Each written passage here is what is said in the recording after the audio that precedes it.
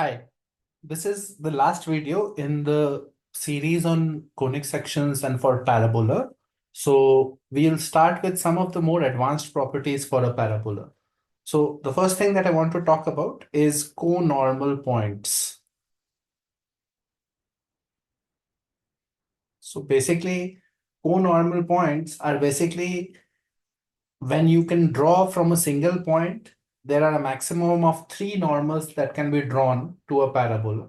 So the way we think about it is if y square is equal to 4ax is my parabola, and you have the equation of normal to this is y is equal to mx minus 2am minus am cube. Suppose we say that the normal passes through a point h comma k,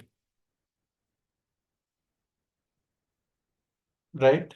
So h comma k will lie on this equation and we will get a cubic in m. We will say k is equal to mh minus 2am minus am cube. So this becomes m cube, am cube plus 2a minus h into m plus k. Am cube plus 2am minus mh, right, is equal to 0. This becomes your cubic equation. And since this is a cubic equation, it is possible to have three roots for this cubic. You can either have one root or three roots because a cubic's real roots are one or three, right? So the condition that there will be three roots will be if you have this cubic in m, the derivative with respect to m should have has two roots. This is a property of calculus. If f of x has three roots, then f dash x is equal to 0 has two roots. So we'll get 3am square plus 2a minus h equals 0 should have two roots. And this therefore that means 3am square should be h minus 2a. And for this to have two unequal roots, h is greater than 2a. So first thing to remember is if the point P h comma k is such that its x coordinate h is greater than 2a for the parabola, then there are three normals possible through this point. And if it is lesser than 2a, then only one normal will be possible through this point. If h is less than 2a, only one normal, right?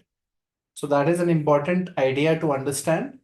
Then looking at this cubic, we can write some results on the slopes of the three normals based on Vieta's relations. So what are these results? We have m1 plus m2 plus m3 is 0.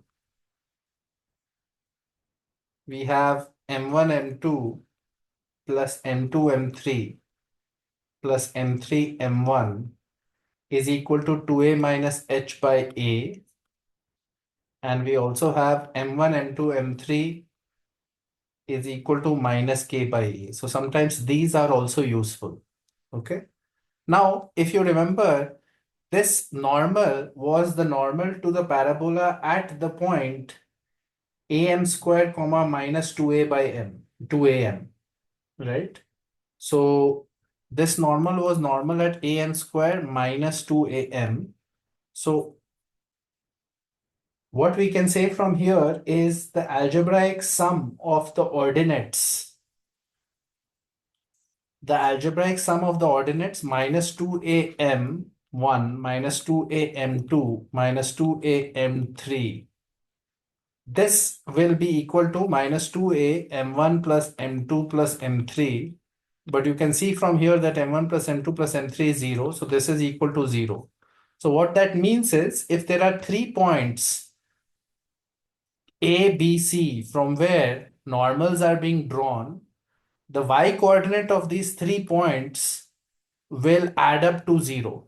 These are the points at which normals are being formed on the parabola. All three normals have to pass through h comma k, right? The y coordinates of these are adding up to 0 according to this relation, right? So that is a very important idea. Also, the centroid of this triangle will lie on the axis of the parabola. Why will the centroid lie on the axis? Same reason, because centroid will be y1 plus y2 plus y3 by 3.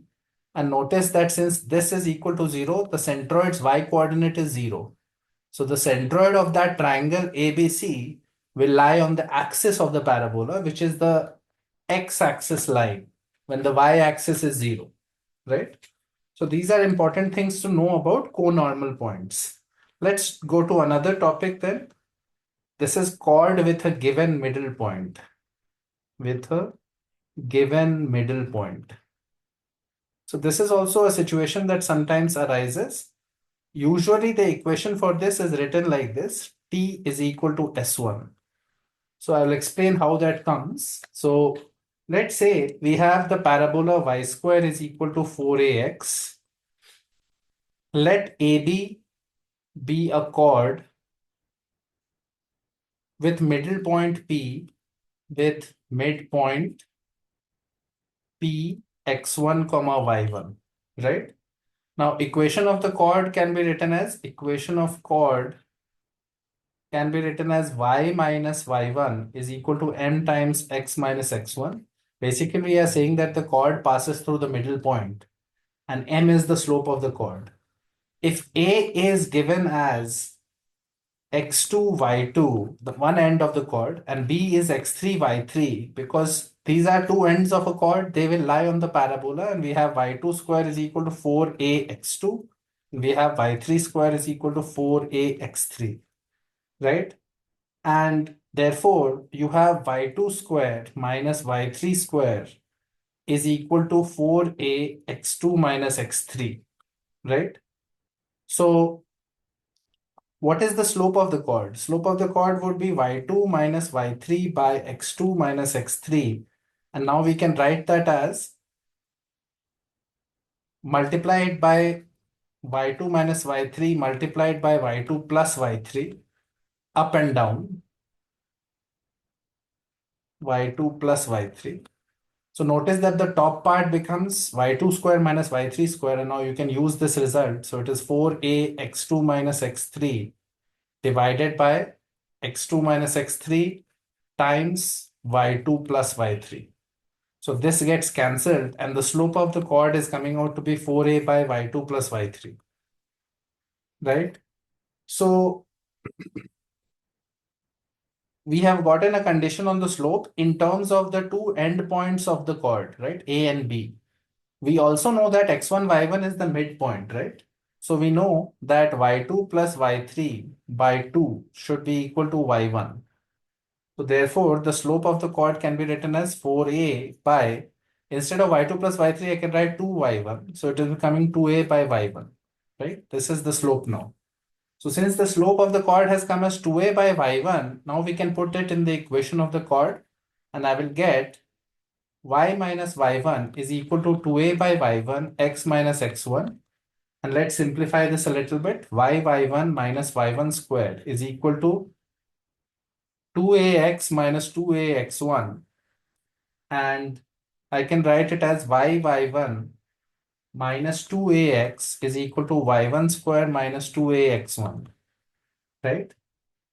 And if I subtract a 2ax1 from both sides, I will get y1 square minus 4ax1, and on this side I get y1 minus 2ax plus x1 is equal to y1 square minus 4ax1. Now, this relation is basically called T is equal to S1, because that if x1, y1 was a point on the parabola, it is not really a point on the parabola. It is a midpoint of a chord.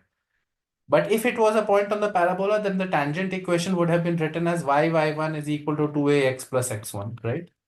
So the tangent equation would be this. So that is the left-hand side T. And if it was a point on the parabola, then y1 square minus 4ax1 is known as S1, right? Is usually referred to as S1 in the parabola if S was called the equation of the curve. So this becomes the equation of T is equal to S1, which is the equation of a chord with a given middle point. where the middle point is x1, y1, right? And this result is true also for hyperbola, ellipse, circle, and other conic sections as well, right? Okay. Similarly, we can also prove the equation for a pair of tangents drawn from a point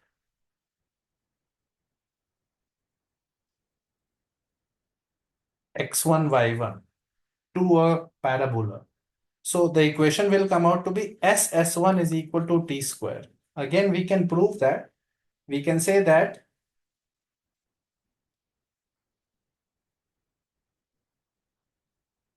actually it is slightly long, and I will probably prove this in a different conic section video when we cover the other curves. This relation basically can be written like this. Y square is minus 4ax multiplied by y1 square minus 4ax1 is equal to y1 minus 2ax plus x1 whole square. This relation becomes equation of pair of tangents to the parabola from this point. So right now you just have to accept it for now. We will discuss it later. If you need to prove it, we'll prove it later, right?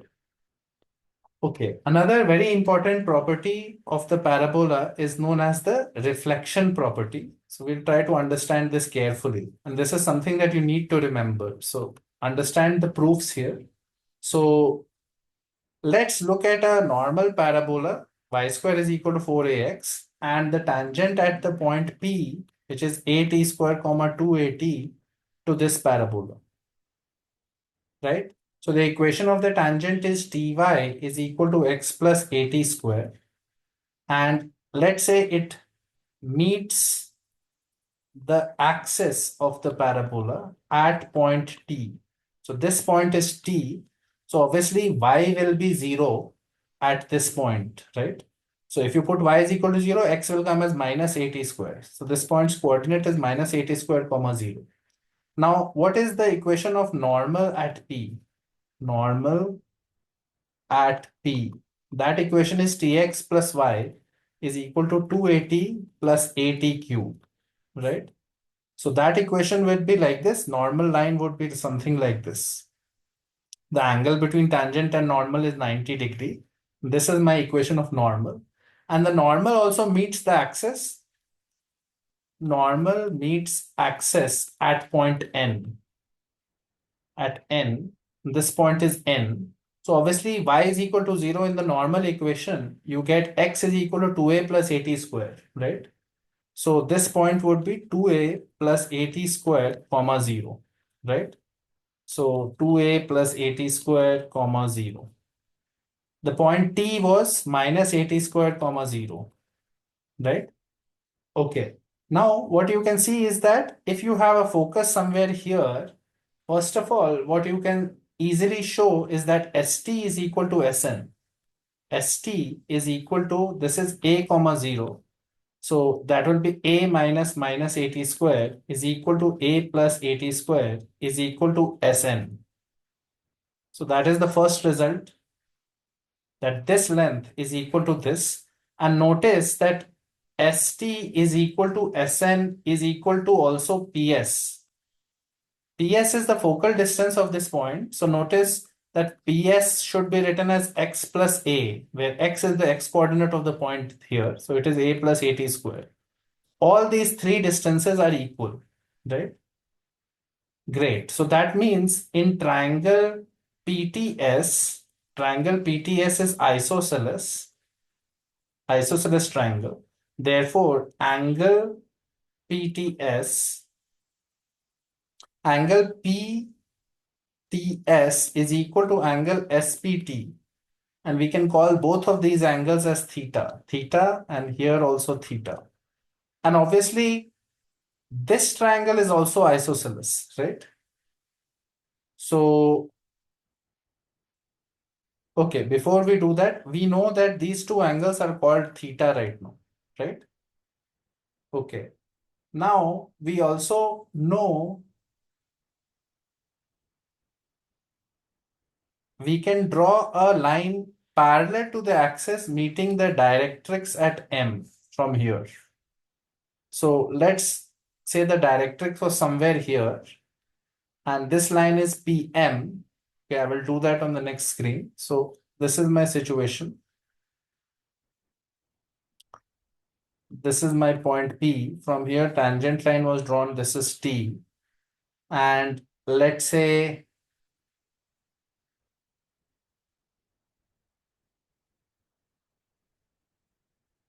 I draw a line like this, which is parallel to the axis. It meets the directrix somewhere at M.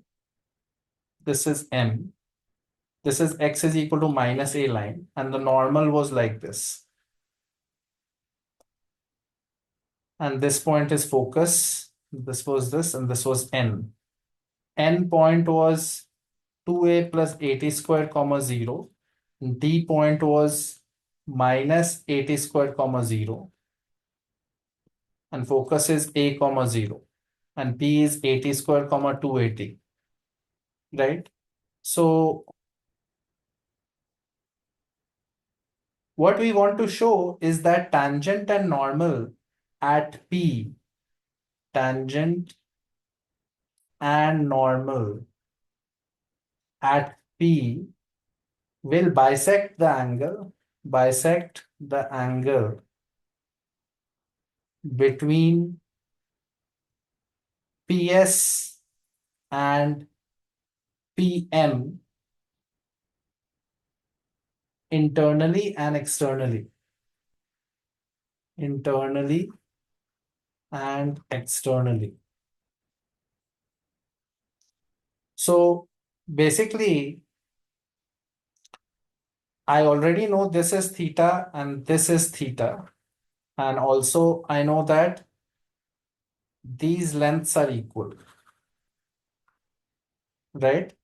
I want to prove that the tangent line is the bisector of this angle, PS and PM. So this big angle, right? So one way to prove that would be to show that any point lying on the tangent is at equal distance from the two lines, right? So any point lying on the tangent is at equal distance from this line and also from this line, right? Because then that point lies on the angle bisector, right? So let's take our point T only, and let's take the distance of T from this line, right? And also the distance of T from this line. This line is very easy. You can drop a perpendicular here, and we can say that this distance is going to be clearly 280, right? I need to prove that this perpendicular distance is also 280, right? So what is the equation of this focal chord? So equation of this focal chord would be y minus 0 is equal to 280 minus 0 by 80 square minus a, 280 by 80 square minus a, x minus a. So this is 2t by t square minus 1, x minus a is y. This is the equation of my line PS, right? Let's drop a perpendicular from 80 minus 80 square comma 0 to this, right? So it will become 0 minus 2t by t square minus 1 into minus 80 square plus 280 by t square minus 1. This is the top part, and divided by root over 1 plus 4t square by t square minus 1 whole square, right? So the top part will become, the top part is becoming 2at cube plus 280 divided by t square minus 1. This is the top part. And the denominator is becoming root over t square minus 1 whole square plus 4t square. So that is t square minus 1 whole square plus 4t square divided by t square minus 1 whole square. So notice that t square minus 1 whole square will come out of the root and it will cancel this. And here I get a t square plus 1 whole square. So t square plus 1 will come out of the root here. And on top, what is there? 280 common, it is t square plus 1 by t square plus 1. And I'm getting it cancelled, and I'm getting that the perpendicular distance of t to this line is also 280, whereas the perpendicular distance of t to this line, PM, was also 280, which means the point T is equidistant from both the sides which make up the angle. So that means the point T lies on the angle bisector, and we have proved that the line PT bisects the angle. So this angle is also theta, this is theta. So line PT bisects the internal angle between PM and PS. So obviously it will also bisect, the normal line will bisect the external angle between PS and PM. The external angle is this angle, and we can therefore say that this will be equal to this, right? So that is an important idea, that both the angles are being bisected by tangent and normal.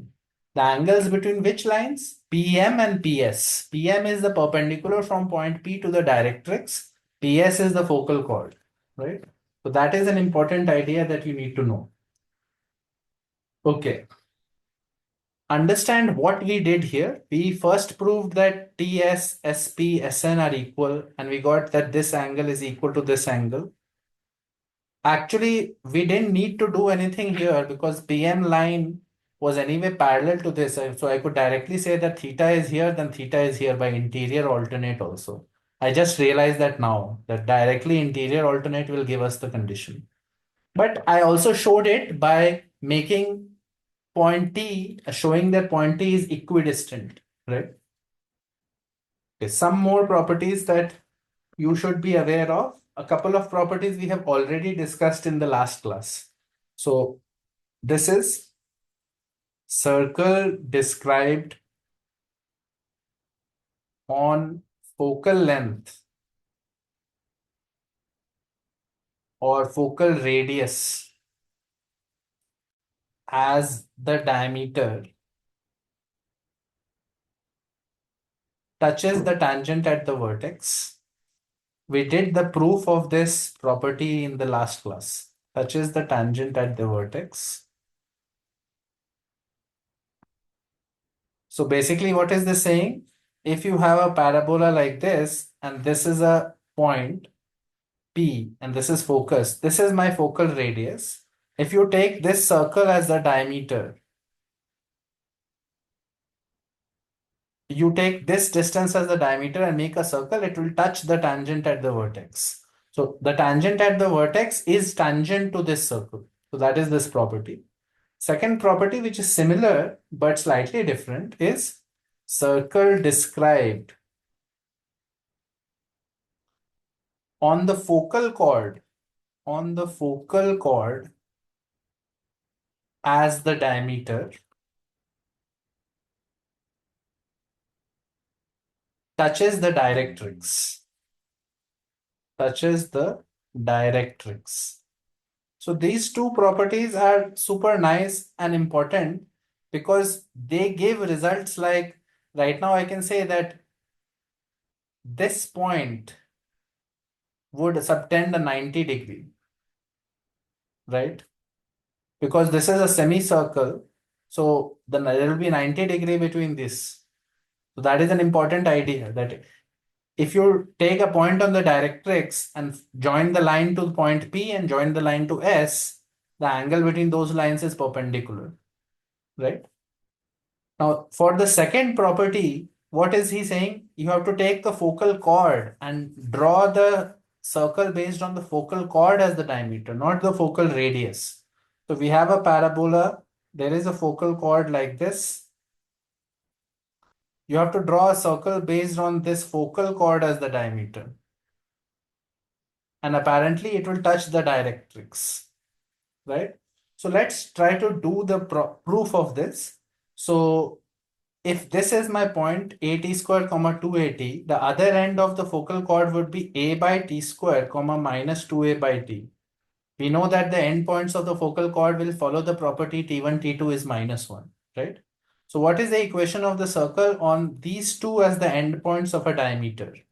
So we'll write that as x minus at square multiplied by x minus a by t square plus y minus 2at multiplied by y minus 2a by t. So y plus 2a by t is equal to 0. So this is my equation of the circle. Now let's see whether the line, directrix line, is tangent to the circle or not. To the circle or not. We have to check whether it is tangent. So let's use this line equation, put this here.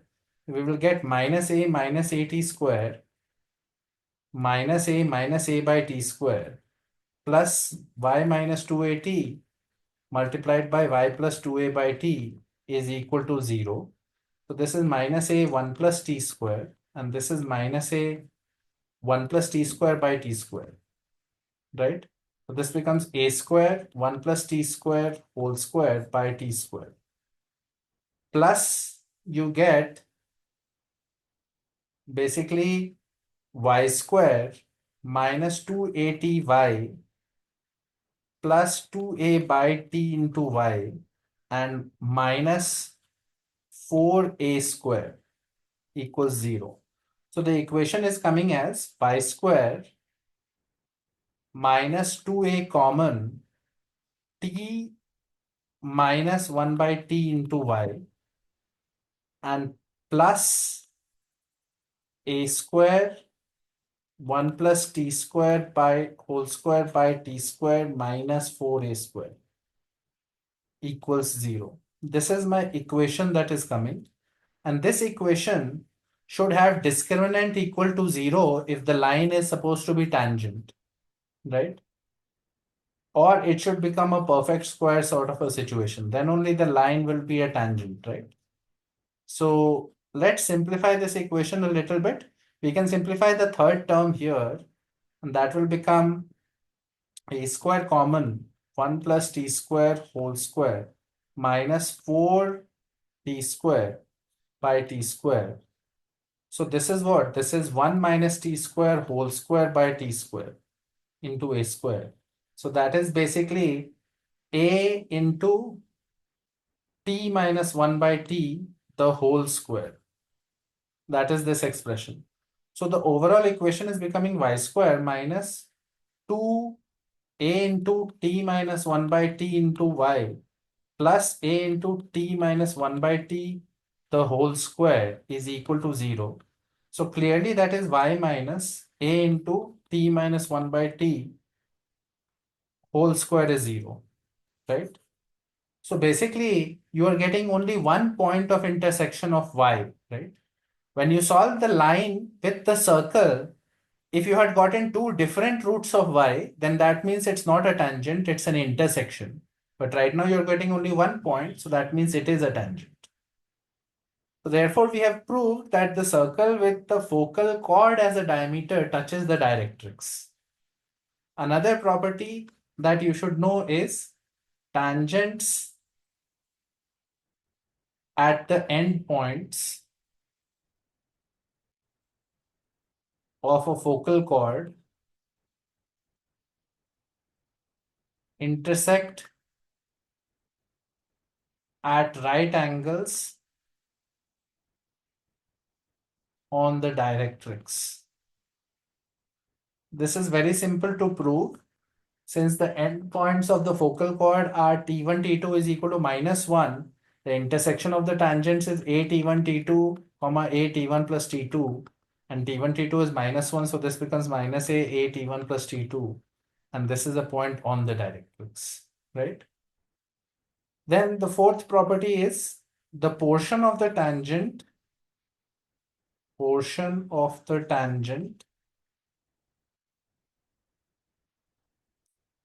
intercepted between the directrix and the parabola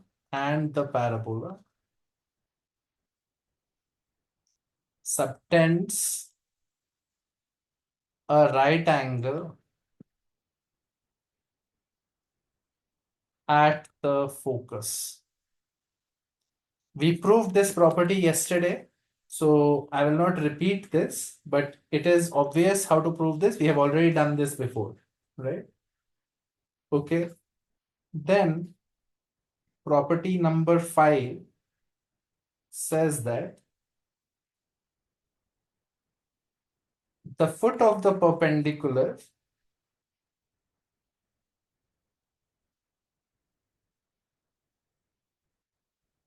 from the focus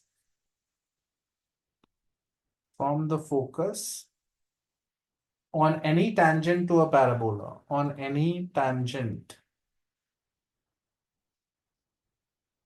to a parabola, lies on the tangent at the vertex.